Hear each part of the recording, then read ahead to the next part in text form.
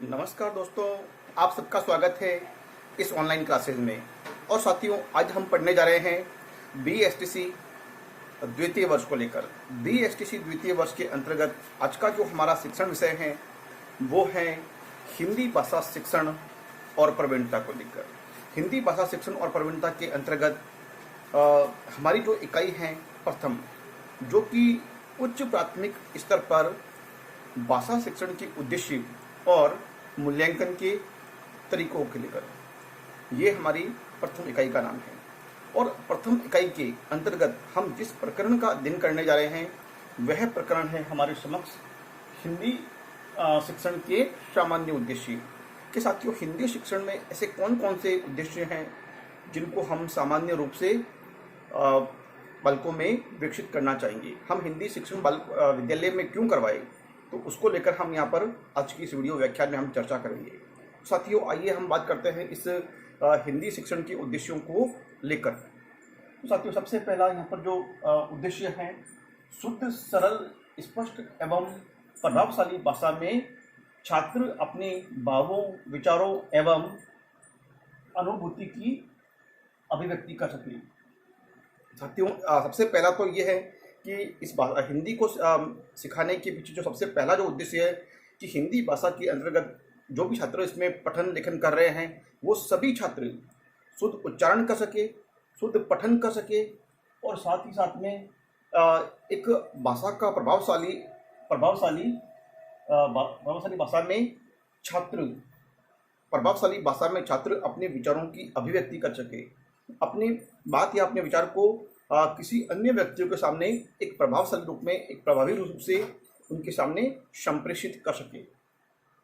तो ये, और अपने साथ ही साथ में वो मतलब अपनी अनुभूतियों को, किसी काव्य को पढ़ा है तो उसकी अनुभूतियों को भी एक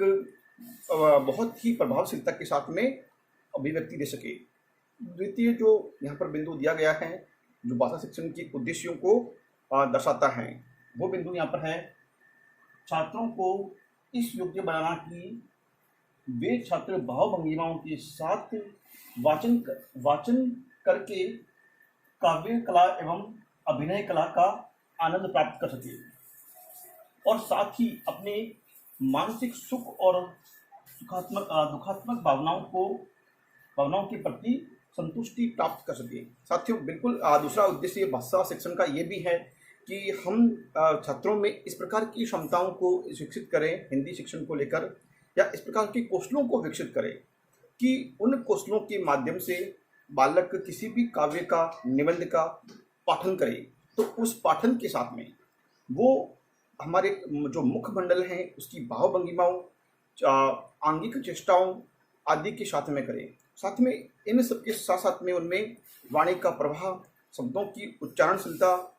और शुद्ध और स्पष्ट होनी चाहिए। साथ ही साथ में ये भी होना चाहिए कि उनमें एक अभिनय कला का भी विकास होगा, और इसमें ये भी हो कि वे अपने मानसिक सुख और दुख की जो भावनाएं हैं उन भावनाओं को भी अपने अभिनय के माध्यम से व्यक्त कर सके, साथ में और अपनी भावनाओं को संतुष्टि प्रदान कर सके, उसमें मतलब अपने मन की भावों को व्यक्त करने की भी क्षमता विकसित हो जानी चाहिए। तो साथियों, ये भी एक माध्यम दिया गया है कि हम किस प्रकार से बालकों में संवेगों की प्रति भी हम उनमें एक कौशल उत्पन्न कर सकते हैं। ठीक उसी प्रकार से साथियों, अगला जो बिंदु यहाँ पर जो दिया गया है वह बिंदु यहाँ पर है, ज्ञान प्राप्त करने और मनोरंजन के लिए पढ़ना लिखना सीखना, गद्य पद्य में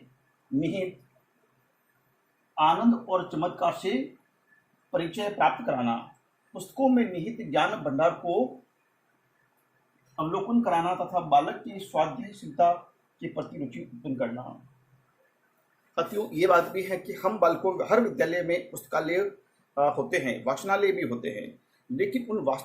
वाचनालयों और पुस्तकालयों का जो एक सार्थकता है वो इस बात में है कि बालक वहाँ पर रखी हुई पुस्तकें, तमाम सारी पत्र पत्रिकाएं या विभिन्न प्रकार की जो विधाएं की जो वहाँ पे पुस्तक मौजूद हैं उनका अध्ययन करे, और अध्ययन करके वो अपना न केवल मनोरंजन प्राप्त करेंगे, वो अपने सीखेंगे भी, और गद्य और पद्य से जुड़ी हुई विभिन्न रचनाओं, विभिन्न कवियों, लेखकों आदि के बारे में परिचय प्राप्त कर पाएंगे। और साथ ही साथ में पुस्तकों में जो पुस्तकों में मौजूदा ज्ञान का जो भंडार है, उस ज्ञान के भंडार से भी वो रूबरू हो सकेंगे। और इनके साथ साथ में वो मतलब जब पुस्तकालय का अवलोकन करेंगे, तो पुस्तकालय के अवलोकन के दौरान उनमें जब वो अलग अलग कवियों की, लेखकों की जब वो रचनाओं को पढ़ेंगे, तो उनमें कहीं ना कहीं अपनी रुचि के अनुसार किसी विधा विशेष में उनकी रुचि उत्पन्न हो जाए, और हो सकता है कि मतलब वो भी काव्य और साहित्य में अपने कुछ मौलिक रचनाओं का प्रयास करना शुरू करें। तो इससे न केवल वहाँ पर सार्थक पुस्तकों को पढ़ेंगे, प्रमाणिक पुस्तकों को पढ़ेंगे, तो उनमें कहीं ना कहीं स्वाध्यायशीलता का विकास भी होगा। और किसी कारणवश यदि उनमें वो विकास नहीं हो पाता है स्वाध्यायशीलता का, तो अध्यापक को मार्गदर्शन करना चाहिए कि इन पुस्तकों के माध्यम से अपने जीवन में किस प्रकार से हम परिवर्तन ला सकते हैं, और इसको पढ़ने से हमें किस प्रकार का ज्ञान प्राप्त होगा, और हम अपने जीवन में, भावी जीवन में किस प्रकार की उपलब्धियों को हम हासिल कर सकते हैं। उन कवियों की, लेखकों की, संघर्षों की के बारे में हम उन्हें परिचित करा सकते हैं। तो साथियों, जो अगला बिंदु इसमें दिया गया है, वह अगला बिंदु है यहाँ पर क्रमबद्ध विचार प्रणाली और भावात्मक व्यंजना में दक्ष बनाना। साथियों, ये बिंदु भी यहाँ पर महत्वपूर्ण है कि बालकों को जो हिंदी शिक्षण का उद्देश्य को हम विकसित कर रहे हैं, तो एक तो उन्हें हम बालकों को उन सभी अपने जो मतलब उनके मन में जो भाव हैं, विचार हैं, उन भावों की अभिव्यंजना किस प्रकार से कर सके, उनकी अभिव्यंजना प्रणाली कितनी विकसित होनी चाहिए, इसका भी हम विकास करें। अपने भावों को किस प्रकार से लोगों के सामने अभिव्यक्त किया जा सकता है, या किसी काव्य को पढ़ा है तो उस पात्र विशेष की जो मन के जो भाव हैं, या पात्र विशेष का जो चरित्र है, उसमें उठने वाले विचारों को हम किस प्रकार से एक साहित्यिक शैली में अभिव्यक्त कर सके। तो कम से कम